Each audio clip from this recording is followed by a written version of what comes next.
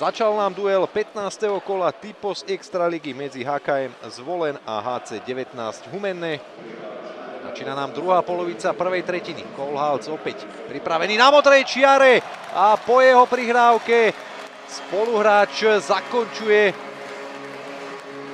Stanislava Galimova. Ešte raz sa pozrieme na tú situáciu. Mič prihral Koulovi, ten nezakončoval, vrátil Mičovi a ten švihom v pravej žrtke prekonal Stanislava Galimova. 1-0 pre domáci tím.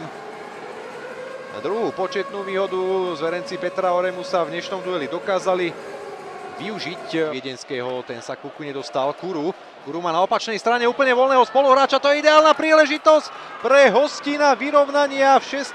minúte sa to Dávidovi Šoltejsovi aj podarilo.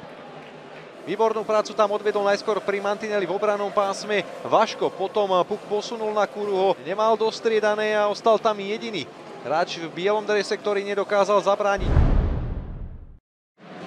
Lapšanský. Pri ňom Mičhalc. Lapšanský videl Ineta, ešte preskokov a Humenné otáča vývoj stretnutia vo svoj prospech.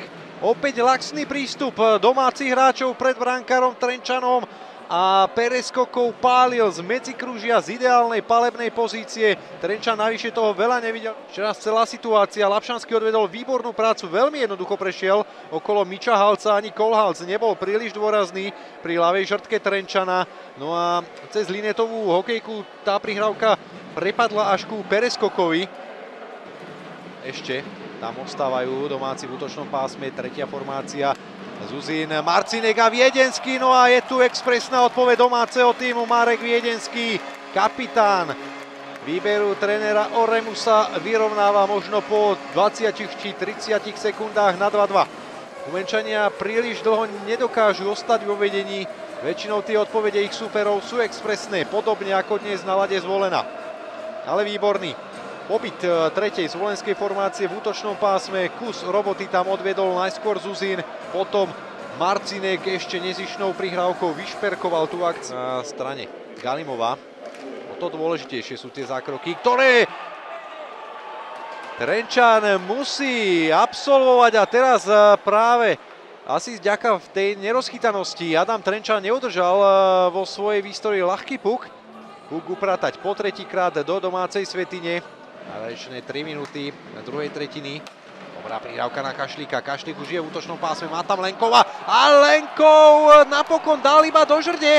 A Radovan Bondra je tým mužom, ktorý predsa len ten puk dopravil do hosťujúcej svätyne. A keď už po tom Lenkovovom pokuse sa zdalo, že ten puk bol v bránke Galimova, Bondru to nejak výraznejšie nevyrušilo. A ak boli polemiky o tom, či ten Lenkovov pokus bol v bránke, tak v prípade Bondru už žiadne neboli.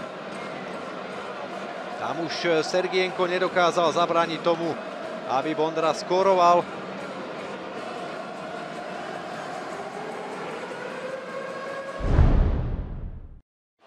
Už je v branom pásme, Muchu bráni Novota. Stále však Mucha drží puk na hokejke. Snažil sa nájsť Mičhalca, ktorý ešte zabojoval. Mičhalc našiel Mudráka, Mudrák posiela Zvolen do vedenia. Dávid Mudrák, 4-3 pre HKM Zvolen.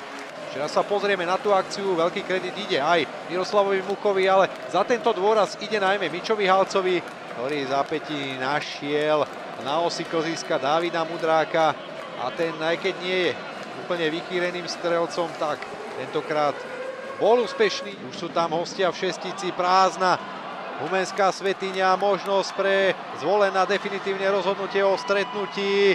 Lenkov ten puk neposlal do opustenej Humenskej svätyne, ešte Šiška tam odvádza prácu v útočnom pásme, ale predsa len sa Humenčania dokázali z toho obranného pásma dostať preč. A zakončenie ešte Kuru a možnosti pre Šoltejsa a Pavlovsa. Trenčan ten puk dokázal ukryť vo svojej výstroji, pomohol mu tam aj jeden zo spoluhráčov, bol to Samuel Hein.